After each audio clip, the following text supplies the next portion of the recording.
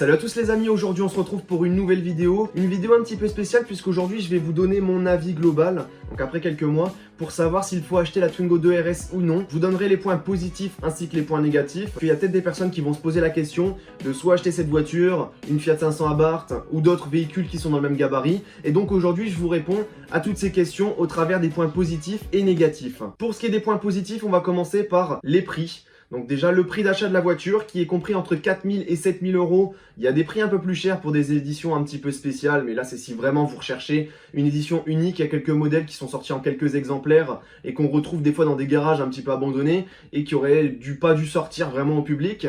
Donc là ça va monter plus dans les 20 000 euros, mais sinon on est entre 4 000 et 7 000 euros pour la Twingo RS. Donc 4 000 euros, c'est pour un kilométrage à peu près de 200 000 km. Et dans les 5 000, 6 000 euros, on se retrouve avec des voitures qui ont moins de 150 000 km, ce qui est plutôt abordable. Donc ça reste une voiture très peu chère.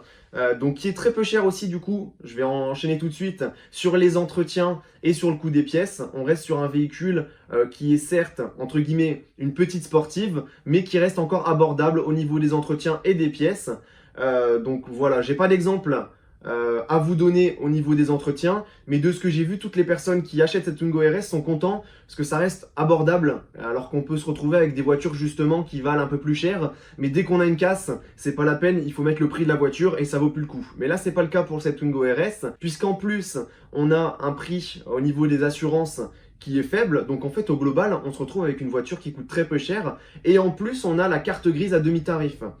Donc je vais revenir quand même tout de suite sur le prix des assurances, puisque là j'ai parlé un petit peu de la globalité au niveau des prix, mais on a quelque chose au niveau de l'assurance qui est très peu cher. Je paye 100 euros en tout risque, sachant que j'ai eu des malus, je me suis fait rayer de mon assurance et j'ai bientôt 4 ans de permis, mais pour beaucoup, en tout cas de ce que j'ai vu sur les différents groupes, pour ceux qui me suivent, vous payez un peu moins de 80 voire 50 euros par mois en tout risque. Et c'est vraiment une voiture qui reste abordable en assurance aussi, et du coup pour les jeunes permis qui peut facilement être abordable, puisque pour les jeunes permis, je pense que vous pouvez vous faire assurer pour 120-130 euros en tout risque. Après, si vous voulez vous assurer en tout risque, effectivement, mais après, il y a le tiers étendu aussi, qui est là encore moins cher. Pour ce qui est de la fiabilité, c'est un véhicule qui reste très fiable, de ce que j'ai vu dans le groupe, parce qu'encore une fois, je reprends moi tous les éléments des personnes qui montrent leur compteur, etc., qui montrent un petit peu ce qu'ils ont eu à faire.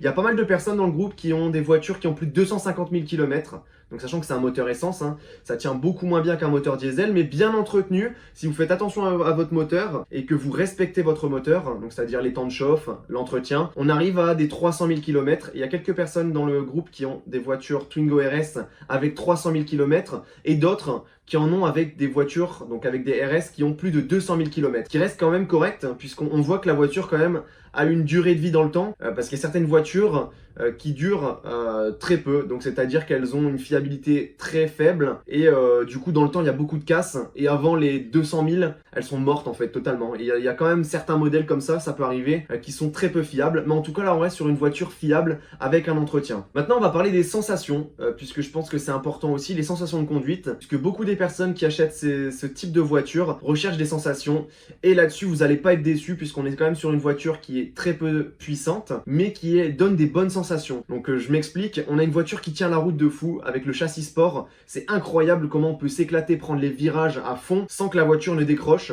et je trouve ça vraiment impressionnant pour une Twingo, d'avoir une tenue de route pareille, parce que ça reste qu'une Twingo, franchement, et toutes les personnes qui sont montées avec moi sont impressionnées de voir déjà qu'elle est réactive, malgré que ce soit une petite sportive, qu'elle a vraiment quand même dans les tours, quand on commence à passer les 4000 tours, on se sent un petit peu projeté dans le siège. Bien sûr, ça ne vaut pas une voiture qui fait 200, 300, 400, 500 chevaux, mais ça reste quand même des sensations agréables, on s'éclate, et il y a beaucoup de personnes dans le groupe justement Twingo RS, qui ont une Twingo RS et des voitures plus puissantes, mais qui s'éclatent plus avec la Twingo. Voilà, c'est tout simple, parce elle procure en tout cas des sensations plutôt sympathiques, sachant que c'est un moteur atmosphérique, donc pas de turbo, et dès que vous commencez à taper les 4000 tours et plus, vraiment là ça décolle, enfin ça décolle entre guillemets, mais on a des sensations en tout cas avec cette voiture, et c'est ce qui est important à souligner, avec son châssis sport qui permet de bien tenir la route. On a aussi du coup un look agressif sur cette voiture, que j'aime beaucoup d'ailleurs, puisque c'est ce qui m'a un petit peu fait choisir ce véhicule.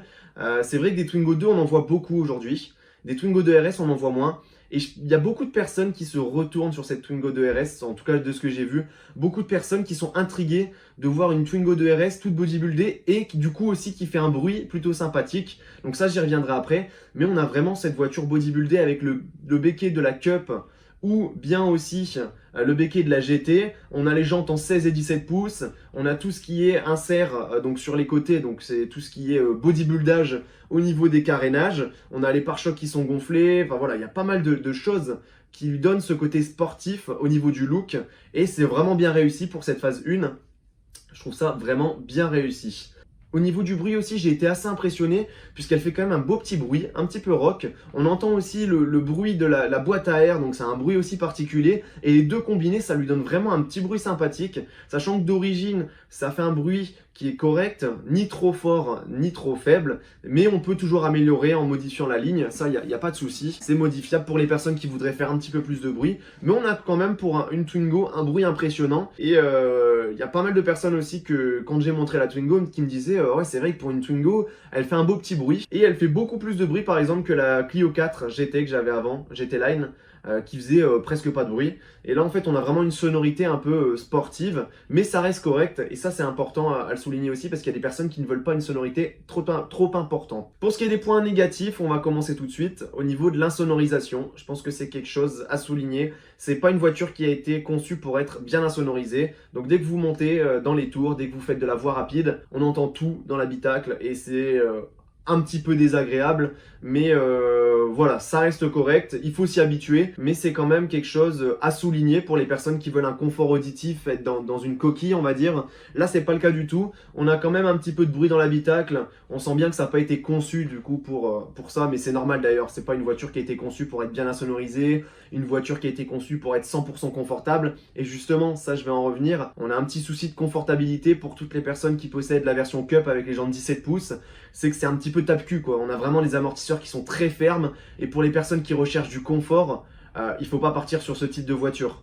Certes, ça reste pas inconfortable, on peut faire de la route vu que j'utilise au quotidien, mais on est quand même sur quelque chose où les sièges sont quand même plutôt tape-cul. On a quand même quelque chose où c'est, voilà, dès que vous prenez dedans, bam, on le sent, c'est ferme, ça tape quoi. Et encore plus avec les jantes en 17 pouces, donc du coup la version Cup. Pour la version avec les jantes en 16 pouces, c'est pareil, mais je pense que ça doit être moins important, mais c'est toujours aussi casse-cul. On a aussi un souci au niveau de la consommation. Bon, un souci, ça c'est un grand mot, puisque moi je le savais déjà d'avance qu'en achetant ce véhicule, j'allais pas consommer 5 litres au 100. On est plus entre les 8 litres et 10 litres au 100. Ça, il faut le savoir, parce qu'il y a peut-être des personnes qui se disent ouais, ça coûte pas cher en assurance et ci et ça. Mais pour les personnes qui l'utilisent au quotidien, c'est quand même un coût, il faut le prendre en compte. On a une consommation entre 8 litres et 10 litres au 100. Mais comme je le dis encore, c'est pas une voiture qui a été conçue pour peu consommer. C'est vraiment une voiture qui a été conçue pour le plaisir et pour se faire plaisir. Donc voilà, il faut savoir se faire plaisir et donc consommer. Ça, je le dis en point négatif, excusez-moi. Mais pour moi, ça me dérange pas. Hein. C'est un véhicule pour le moment auquel ça me dérange pas du tout qu'elle consomme autant. Après, ça dépend comment vous conduisez. Si vous conduisez, on va dire de façon normale, vous allez plus vous approcher des 8 litres, 7 litres au 100. Et un petit dernier point négatif à souligner, c'est au niveau du manque d'options.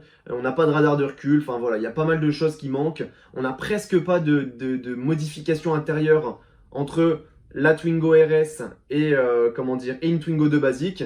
On se retrouve vraiment avec un véhicule qui ressemble à une Twingo 2 d'intérieur. Il n'y a que les sièges, le pommeau qui est en option qu'on peut changer et le soufflet, on va dire, qui peut être différent. Mais sinon, c'est une Twingo 2 classique et le RS Monitor aussi qu'on peut rajouter. Mais sinon, à l'intérieur, c'est vraiment une Twingo basique, des plastiques durs. Il n'y a rien qui change, il n'y a pas de rappel, à part le volant aussi que j'ai failli oublier et le contour. Mais sinon, on se croirait dans une Twingo.